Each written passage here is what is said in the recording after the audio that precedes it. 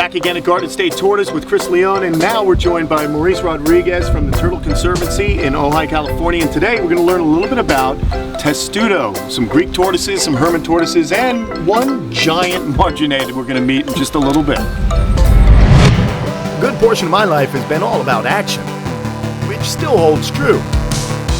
But now I pour all that time and energy into wildlife conservation, education, and the pursuit of knowledge.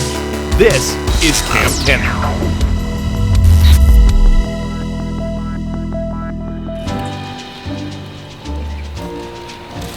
All right, so hanging out here with some type of Greek tortoise. We're about to find out exactly what kind. I'm admittedly not a Testudo expert. Chris is very passionate about the Testudo, the small European species, Mediterranean species of tortoise. And you're gonna school us on a few different species. And first, we're looking at what? This is what we inaccurately refer to as the golden Greek tortoise. Okay. Okay? Why is that inaccurate? So, golden Greek tortoise was a term made up by dealers, okay? In the early 2000s, all of a sudden this new type of Greek tortoise started coming into the pet market. And they were beautiful, gold colored, just like these three right here. Okay. They closely resemble the Egyptian tortoise. You know, if you're looking at that tortoise from above, you wouldn't really know what it was until you flip it over and see that it doesn't have the chevrons that an Egyptian has, among some other things. Here, show those folks the chevrons real quick. What would a chevron look like? It would be the triangular shapes on the plastron, which the Marginated has in rows. Very cool. But this is a Greek tortoise and it doesn't.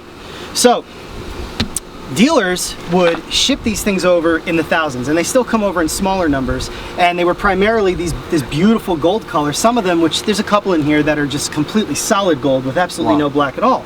So they would refer to them as golden Greeks. However, ones like these two would also show up, and that's because variation is found in every single species across the world.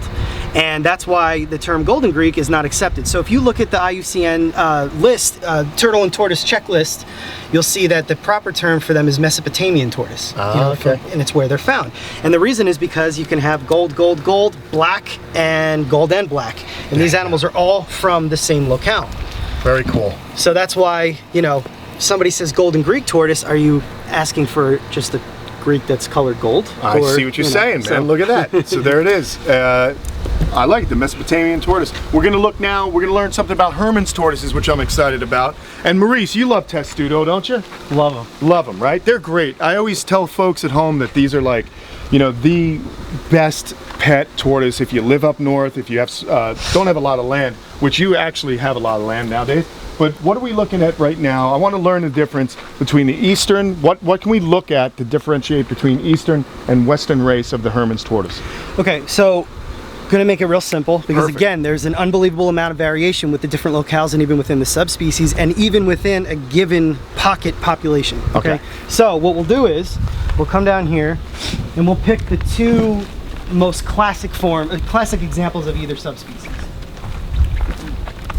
I love all these enclosures, man. All nice and neat, little streams, so when it rains, it fills up. These guys get their drink. I like them to have their like a natural water source, you know. Well, there's not a lot of standing water in many of the habitats they're found, right? Right. So he's replicating as best he can their natural habitat. Okay. Hermann's tortoise. This is your classic Western Hermanns. Okay. So some of the things you look for is the general small size. Okay, 5.5, 6 inches is a full-grown female. First thing you take a look at is the plastering. Okay, you got two jet black longitudinal stripes running from the top to the bottom. Okay, almost never on the gular scutes. Sometimes. Okay. Pectoral scoot seam right here where it meets is always going to be shorter than the femoral scoot seam right down there. All right, so short. You see, guys, right up here, it's much more narrow than this one. Okay. All right. And then the bands are unbroken. They're just straight down stripes. Okay. Really narrow head. Okay, small narrow head. You got the subocular spot right there, that yellow cheek patch. She's dusty and dirty right now, so it's not too conspicuous, but and then when you look at the carapace, you've got on the 5th vertebral scoot a symbol that's reminiscent of a keyhole, and it's pretty vivid. You know, wow, yeah. Every Western's gonna have some form of this tight keyhole symbol. Okay. And they're also gonna have a divided supracaudal shield. Which is this marginal here. It's not one piece, it's got a Right down as the you middle. said, division. I'm repeating the information I'm a repeater, I guess, today. All right, so what do we got here, man? So again, another Western, just showing the classic way that they look, and you've got that really vibrant yellow, and when they're wetted down, they look like bees, you know, walking around on the ground, okay? So that's, you know, again, you've got the black bands uninterrupted on the plastron, you've got the cheek patch on either side of the head, Cool. you've got that keyhole, Awesome. okay? All right, let's see some Easterns now. Okay. It's pretty cool, man. See, guys, you know what? Being an expert doesn't mean that you stop learning, right? So that's why I started Kamp Kenan, and the thing that got me so excited, and I know Maurice is the same way. Same way. We love to get new information. If we knew everything, how boring would life be with reptiles, right? Exactly. I learn something every day, Always- especially coming here. Yeah, always be a student is what I'm trying to say, folks. And also, a guy like Chris is being really cool. He's not guarding this information. He's generally just saying, hey man, here it is. I want people to know. Thank you very much. And we got some Easterns, huh? Yeah. All right. So this is your common pet trade Hermann's tortoise. Okay. Okay, they're everywhere, all over the place. Wonderful species to keep, super hardy, almost anywhere. And Already I can see much larger. yeah, much larger. You know, this is actually a smaller pair. You can see that keyhole symbol is really, it's almost not there at all. Gotcha. Okay. The color is drabber. Okay. The head doesn't have that subocular spot under the eye. Right, yeah. Okay, it's blockier, darker. And when you carefully look at flip them this. over, Yeah, I can help you thanks, if you man. would like, yeah. yeah. Actually hold those. Okay. I'll grab Look another at that. one. So it's broken. It's not Broken up. one solid patch. It's broken up, it's faded, it's not very colorful, and when you look at them, you'll see that the pectoral scoot seam is wider than the femoral, Son which of a is gun. reversed. There you go. So yeah. So there you have how to tell the difference between an Eastern and Western. Hermann. Wow. Very cool, man. Well, let's put these guys back down. I want to show you one more animal before we wrap up here today. We've been having so much fun, but you got to see this. Chris has got some marginated tortoises as well. And I thought my margies were pretty big, but nah. Chris, why don't you go ahead and show everybody this big honking male that's right now in the shade. This is Mr. Mons. I didn't name him. Mons is a Sardinian marginated tortoise, and he was found walking down the street in San Diego 25 years ago. No way. Yeah, so he must have been imported, ended up in somebody's collection, and that's, you know, what happened.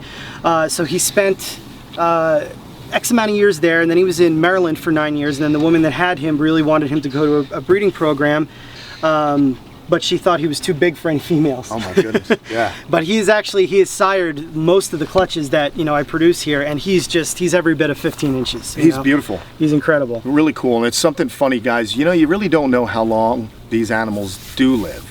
And many of the larger animals, they get collected, and that's unfortunate. People eat them. Yeah. And so what happens is they're not passing on those big genes. So basically, we really don't know how big some of these animals get. I would say this is the top end of marginateds, though, to be perfectly honest. So there you have it, everybody. A really fun day here with Maurice Rodrigues from the Turtle Conservancy and Chris Leone at Garden State Tortoise. I had a blast being here, man. It's a lot of fun. I can't wait to see how this place evolves, because he's only been here 6 months. So give him a couple of years, and anybody that's got tortoise pens right in the front yard is all right by me, because I have a yard, not a front or backyard. Everything gets used. Awesome job, brother. Thank you so much. See you soon, Maurice. Later, everybody.